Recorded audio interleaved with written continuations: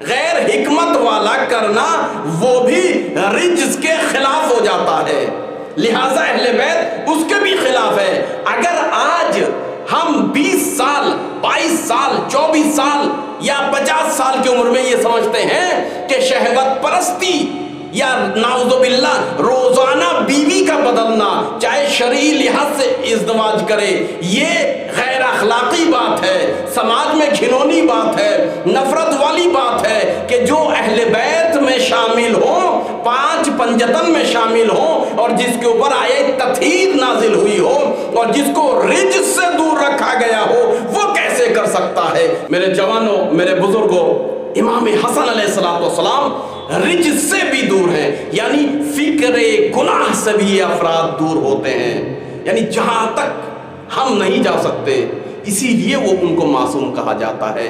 مگر دنیا کی کتابوں میں عجیب مظلومیت ہے، یہ میں عرض کر دوں، خاص کر 2 اولادیں ہیں 2 امام کی، لیکن مجلس کو غور سے سنیے، شاید میں واہ واہ والی مجلس بھی پڑھ سکتا تھا آج، مگر نہیں، ہم نے کہا کہ کچھ ان حقوق کو ضرور مطرح کرنا چاہیے کہ جو ہمارے جوانوں کو کچھ سوچنے پر مجبور کر دے۔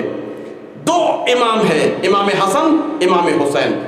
امام حسین کی اولاد کو کہتے ہیں حسینی، اور امام حسن کے نسل کو کہتے ہیں حسنی۔ حسینی سیدوں کے پیچھے، آل حسین کے پیچھے ہمیشہ بنی امیہ نے کام کیا ہے اور دشمنی کی آخری منزل دکھائی ہے۔ اور حسنی جو نسل ہے، یعنی امام حسن کی، جیسے آپ جائیں گے زیارت کرنے انشاءاللہ تہران میں رے کے مقام پر، شاہ عبدالعظیم حسنی ایک بزرگ شخصیت ہے امام حسن علیہ السلام کے، دیکھیے اتنی مظلومیت ہے کہ تاریخ میں امام حسین کے متعدد بیٹے امام زادے اور ان کے بڑے بڑے روضے ہیں، بڑی بڑی شخصیت ہے، مگر امام حسن کی اولاد، آپ حسنی جو شاہ عبدالعظیم ہے رے میں، ان جیسا بھی آپ بہت ہی کم دیکھ پائیں گے۔ وہ بھی اچھا ہوا ایران میں وہ بنی عباس کے ظلم سے بچنے کے لیے ایران میں جا کر چھپ گئے، لہٰذا آج ان کا اتنا بڑا مرقد بھی ہے اور ان کی علمی خزانہ بھی دنیا کے سامنے پیش ہوا ہے، تو وہ چمک گئے ہیں، درخشاں ہو گئے ہیں۔ لیکن حقیقت یہ ہے ان سے بڑے بڑے بزرگ علماء کرام اور امام حسن کی نسل میں گزرے ہیں، مگر ان کو نام و نشان بھی رہنے نہیں دیا بنی عباس نے۔ آپ اس بات کو سمجھیے۔ پھر دوبارہ عرض کر دوں، حسن کی نسل پر بنی امیہ نے خاص کام کیا ہے، لیکن اس سے بھی زیادہ بنی عباس نے ان کی نسل کو مٹانے کے لیے کوشش کی، یعنی 2 حکومتیں جس کو مٹانے کی کوشش کرے، لیکن چونکہ چراغ خدا ہے، شمع خدا ہے، لہذا روشن ہے اور رہے گا، مگر زمانے نے کوشش کی ہے۔ میں 4 چیزوں کو بیان کروں کس طریقے سے بنی عباس نے خاص کر ایک ازدواجی مسئلے میں امام حسن کی شخصیت کا ٹرور کرنے کی کوشش کی، یعنی ان کی شخصیت ایسی بنا دیں کہ لوگ ان سے نفرت کرنے لگے، لوگ ان سے دور بھاگنے لگے۔ آپ کو معلوم ہے امام حسن علیہ السلام کے زمانے میں افسوس کی بات یہ ہے، صلح امام حسن کو لوگ نہیں سمجھ پائے تھے، اپنے بھی اور غیر بھی، لہٰذا نعوذ باللہ وہ افراد کے جو امام حسن کے پیچھے نماز پڑھتے تھے، بنی امیہ نے ایسا دسیسہ رچا ہے کہ آپ کو نعوذ باللہ مذل المؤمنین کہہ کر پکارتے تھے، امیر المومنین نہیں۔ آپ تاریخ میں اٹھا کر دیکھ لیجئے، یہ زمانہ گزر گیا، لہذا یہ پہلو چھپ گیا ہے۔ آپ کا لقب امیر المومنین سے مذل المومنین نعوذ باللہ، یعنی جو باعث ذلت ہو مومنین کے لیے، یہ بنا دیا گیا تھا، اور مدت تک اس نام سے لوگ چڑھاتے رہے، پکارتے رہے، مگر اللہ اکبر، حلم حضرت امام حسن، کبھی بھی کسی پر ڈھلا نہیں پھینکا، کسی کو کوئی تماچا نہیں مارا، ہمیشہ علمی جواب دیا اور تحمل سے کام لیا۔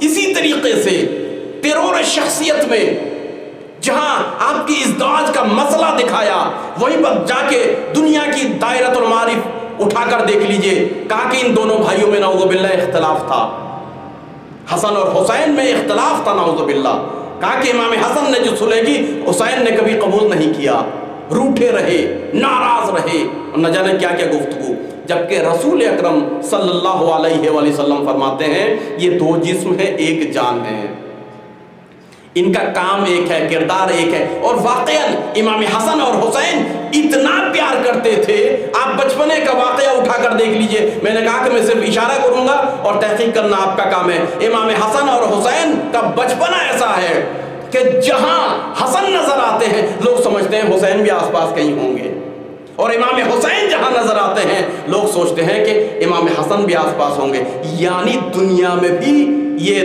دونوں رسول کے جگر کے ٹکڑے ایک ساتھ ساتھ رہتے ہیں۔ وہ سارے واقعات آپ کو معلوم ہے، لہذا میں اس سے گزر رہا ہوں۔ دیکھیے پھر اس کے بعد ترور شخصیت کے بعد صلح کے معاملے میں متعدد دسیسے اور متعدد گفتگو کے بعد روایت کو چھپایا، خصوصاً میرے پڑھ لکھ کے جوان اس بات کو توجہ رکھے، امام حسن کی ہزاروں روایت ہیں۔ کیا آپ کو یہ بات سمجھ میں آتی ہے؟ ابو ہریرہ جو رسالت مآب کے کتنے آخر میں مسلمان ہوا، مجھے نہیں معلوم، مسلمان ہوا، اور اس کی اتنی ہزار روایتیں، اور امام حسن جنہوں نے 7 سال تک رسالت مآب کے ساتھ رہے، ساتھ یہاں تک کہ ان کی نماز میں بھی کھیلے ہیں، ان کے یعنی عبادت میں بھی شریک رہے ہیں ہمیشہ۔ اور آپ کو پتہ ہے امام حسن علیہ السلام چونکہ بڑے نواسے تھے، پہلے نواسے تھے، حضرت زہرا کی پہلی اولاد تھی، لہذا رسول اکرم والہانہ محبت کرتے تھے اور ہمیشہ اپنے ساتھ رکھتے تھے، یعنی رزم میں بھی بزم میں بھی امام حسن علیہ السلام۔ اور عجیب بات یہی ہے ابو ہریرہ کی اتنی حدیثیں اور امام حسن سے بہت ہی مختصر حدیثیں، 1 2 3۔ ایون یہ جملہ میں کہہ دوں، افسوس کی بات ہے، اس کے اوپر میں نے آرٹیکل بھی لکھا ہے، مقالہ بھی لکھا ہے، اور میں نے تحقیق بھی کی ہے۔ اہل سنت بھائیوں کی کتابوں میں 4 سے 5 روایت ایسی ہے جس سے امام حسن کی فقہی روایت، یعنی فقہ جس سے بیان کیا ہے، اور بس یعنی شریعت جس سے بیان کی گئی اور نہیں ہے، جبکہ ابو ہریرہ سے 3000 روایتیں ایک ایک کتابوں میں لکھی ہوئی ہے۔ یہ چھپانے کی کوشش کی گئی ہے، بنی امیہ کے بعد بنی عباس نے اور زیادہ۔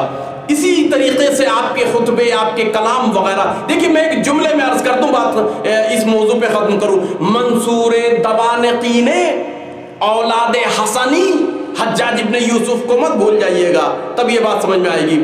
منصور دوانقی نے نسل امام حسن سے یعنی حسنی سادات کو ہزاروں کی تعداد میں جیل میں رکھا، نہ ان کو کھانا دیا جاتا تھا پیٹ بھر کے، نہ ان کو دنیا کے سورج کی روشنی دکھائی جاتی تھی۔ جملوں کو اگر میں ادب کے لحاظ کروں، یہاں تک کہ اس کے اندر، اس زندان کے اندر بیت الخلا کا بھی انتظام نہیں تھا، اور سونے پہ سہاگا یہ ستم ظریفی ہے کہ ماں، باپ، بیٹا، بھائی سب ایک ساتھ بغیر لباس کے زندان میں بھر دیا کرتا تھا۔ جب اس کا بیٹا ہادی خود ساختہ خلیفہ بنا تو اپنی نئی نویلی دلہن کو اپنی قدرت دکھانے کے لیے، اپنے باپ کی قدرت دکھانے کے لیے تماشا کروا رہا تھا اور پورے محل کا دورہ کروا رہا تھا۔ تو ایک مرتبہ اس نے کہا کہ یہ تہخانے کے اندر کیا ہے، ادھر جانا چاہتی ہوں، تم بار بار ادھر لے کر جا رہے ہو۔ کہا کہ آؤ آؤ، یہاں ایک قدرت کا بہترین نمونہ ہے ہمارے باپ کا۔ تو ایک مرتبہ تہخانے کا دروازہ کھولا، زندان کا دروازہ کھولا، تو اس کے اندر سر کے جمجمے اور کھوپڑیوں کا ڈھیر نظر آیا، جس کے ہر کھوپڑی میں، ہر سر کے اندر سلاخ کیا ہوا تھا۔ اللہ اکبر! آپ تصور کر رہے ہیں؟ تو ایک مرتبہ دشمن ہی صحیح، دیکھیے فضیلت یہی کہ جو دشمن کے محل سے گونجے۔ ایک مرتبہ ہادی کے بیوی نے یہ جملہ کہا کہ ان کھوپڑیوں کا، سروں کا جمجمہ قدرت کو بیان نہیں، ظلم کو بیان کرتا ہے۔ اللہ اکبر!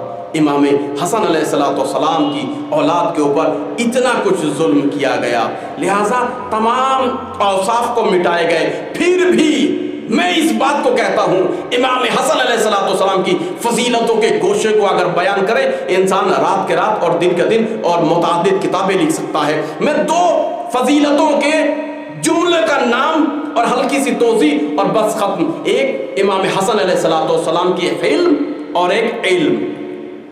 حلم بڑی ہے لام میم، حلم کے اصلی معنی بردباری کے ہیں۔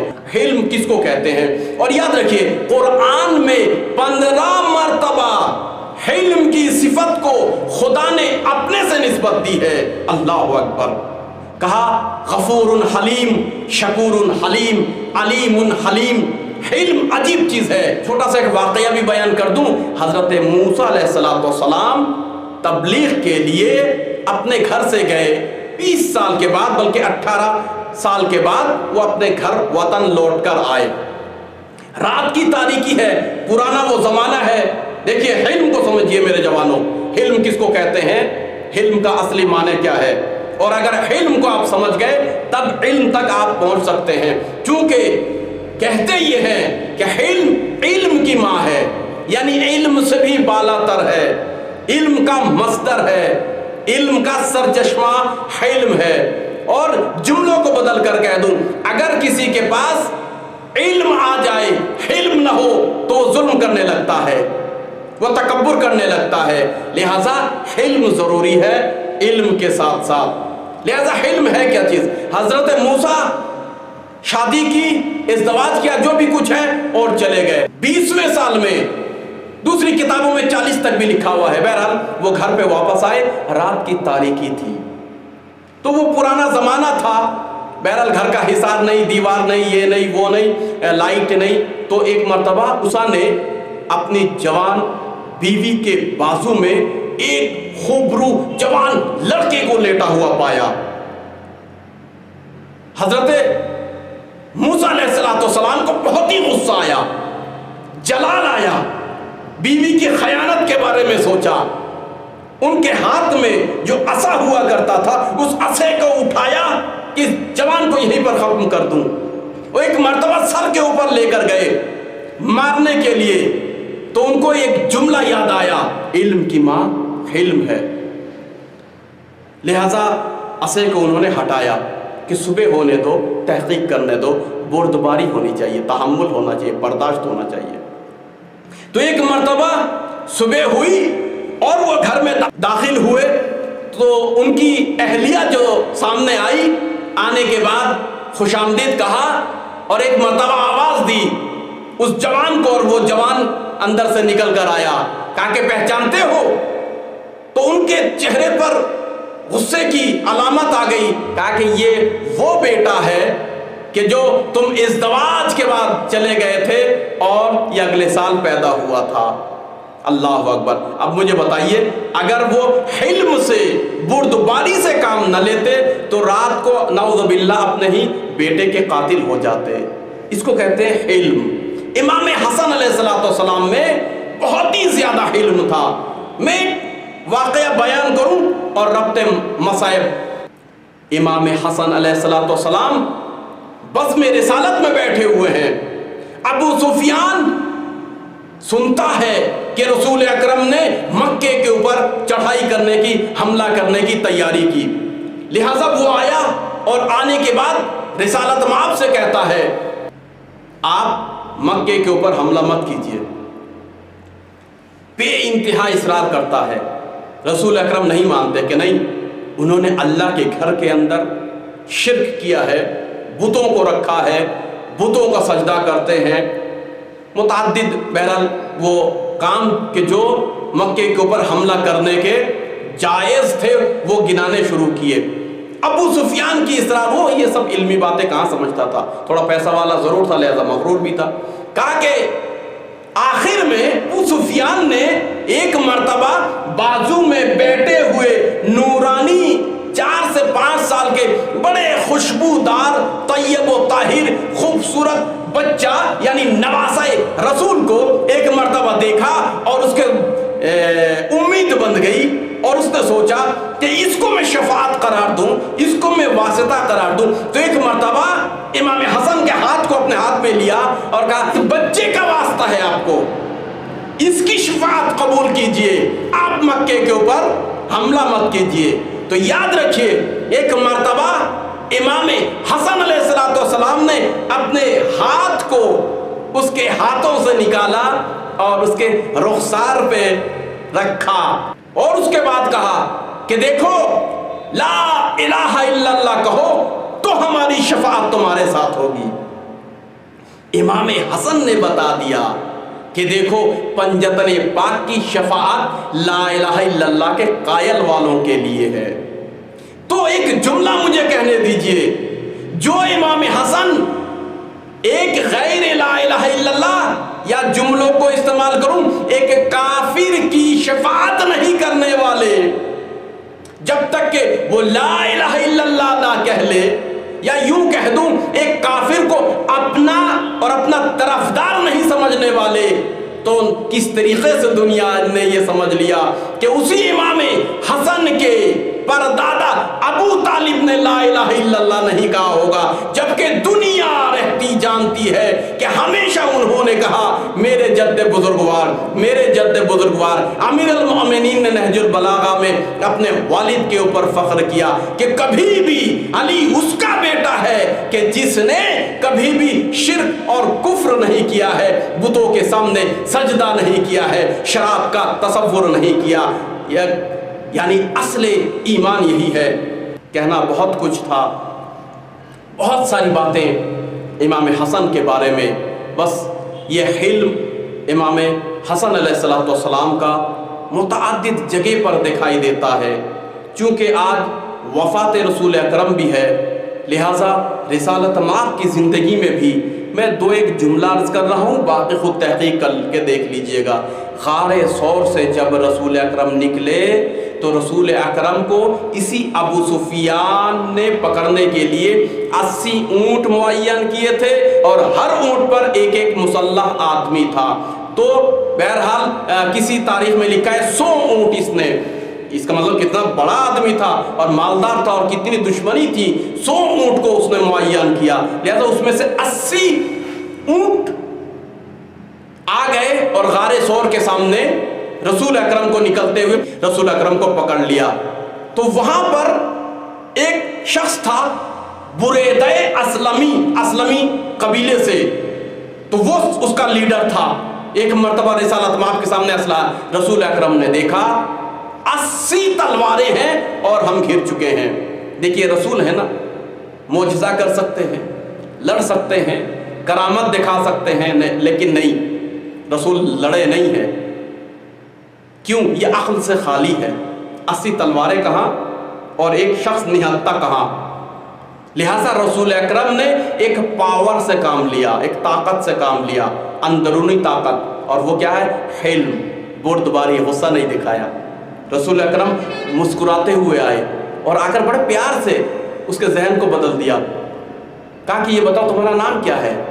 کہا بریدہ۔ کہا کہ ماشاءاللہ ماشاءاللہ، قرآن میں آیت ہے یا نار کونی برداً و سلاما، برد کے معنی ٹھنڈا۔ کہا اس کا مطلب تمہاری صفت بہت ٹھنڈا ہے، تم ٹھنڈے طبیعت کے آدمی ہو، یعنی بہت نرم دل ہو۔ کس قبیلے سے؟ کہا اسلمی۔ کہا ماشاءاللہ، اسلمی یعنی سلامتی، شانتی۔ کہا کہ تم اتنے بہترین فرد ہو تو میں تمہیں اس آیت کی توضیح بتاؤں، فلا کروں۔ تو ایک مرتبہ دیکھیے اس تعبیر سے رسول اکرم کے اس کے دل میں اتنی محبت پیدا ہو گئی کہ ایک مرتبہ تلوار لے کر رسول کے سامنے کھڑا ہو گیا اور سب سے کہا کہ دیکھو اگر اس شخص کو کوئی مارے گا میں اس کے مخالف ہوں، میری تلوار اس پہ لگے گی۔